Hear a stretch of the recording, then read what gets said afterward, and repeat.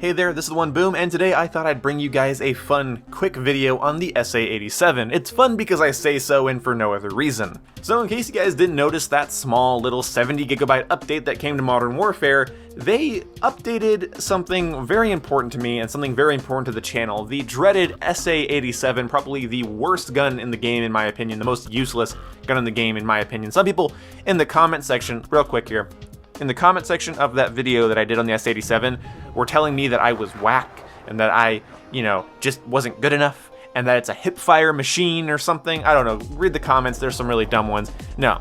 The SA87 was a high recoil, low damage piece of shit, and I'm pretty sure Infinity Ward would have agreed with me if I would have said that back then, and maybe hell, they watched my video because they smoothed out the recoil, as they put it. They smoothed the recoil and then increase the damage. Now, how much did they increase the damage? Here's the numbers on screen. Just kidding. Does this look like Drifter's channel? Does this look like Exclusive Ace? No. We're going to talk about what I felt going into playing with this gun, and luckily for my testing, I only got small maps. I got Rust and Shipment. I still have not played the Superstore map online yet. Have no idea how that is. I'm almost 10 tiers into the Battle Pass and still have not seen the Superstore map online, so congratulations Infinity Ward, you've released content that I have not been able to play yet.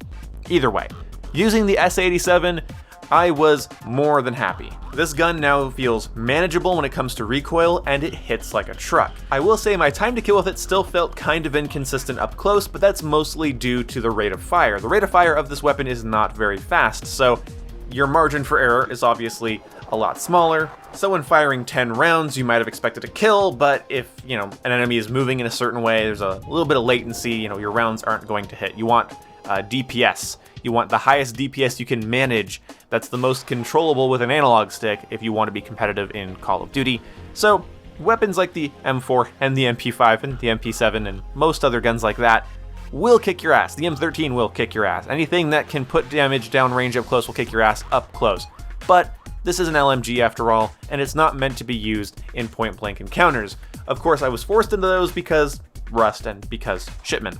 Either way, this gun has some nice raw killing potential now. It doesn't kick that much, and I feel like it hits a lot harder. I don't have these inconsistent kills now at mid to long range where I just keep getting hit markers. I don't know what was up with that. It's like the gun, for some reason, took away my damage like way more than it should have when I hit a limb or something. It felt terrible.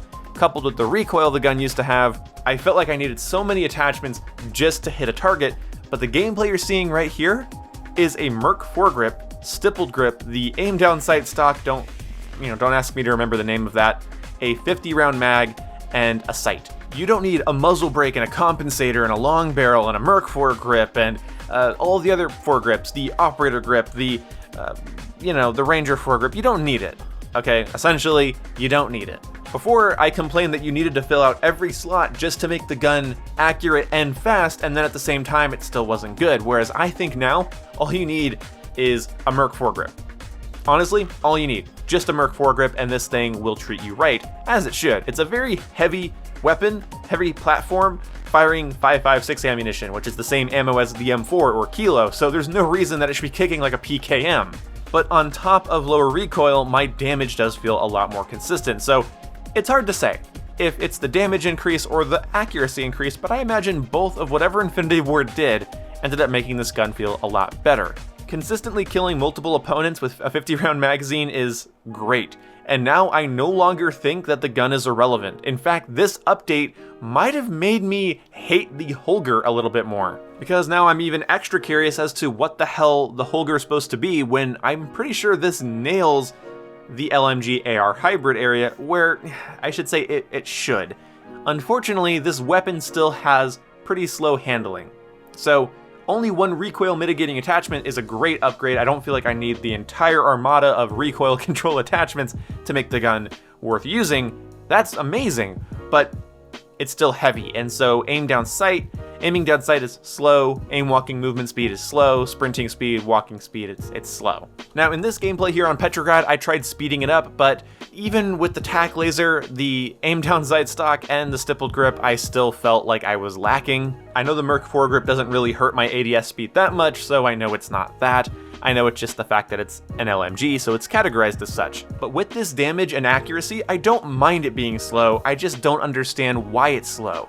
Because even with this update, it doesn't compete with other DPS monsters like the MP5 for instance. This gun is not going to dominate the meta, but I do encourage you to use it and I do encourage you to learn it. Even though it's a gun you might see more often, it's not going to beat M4s, Kilos, MP5s, MP7s, P90s, even M13s, AK-47s, and I think that is a good place to sort of wrap up this video. The AK-47 exists, and the AK-47 in this game is great. Now, I believe the SA87 is a lot more manageable recoil-wise now, as compared to before, but what the AK lacks in accuracy, it certainly makes up for in its damage and versatility. Even weapons like the Scar, they're much more customizable and they pack a lot of damage in a smaller package. And now the SA87 feels sort of like a Scar AK-47 hybrid. That is the weapons that I felt like I could compare it to while using it. I played about 2.5 hours with this gun non-stop, just getting in from one match to the next, mostly playing Shipment and Rust, so a lot of fast matches, a lot of gunfights, a lot of mowing people down, and not only did it feel consistent, it felt great.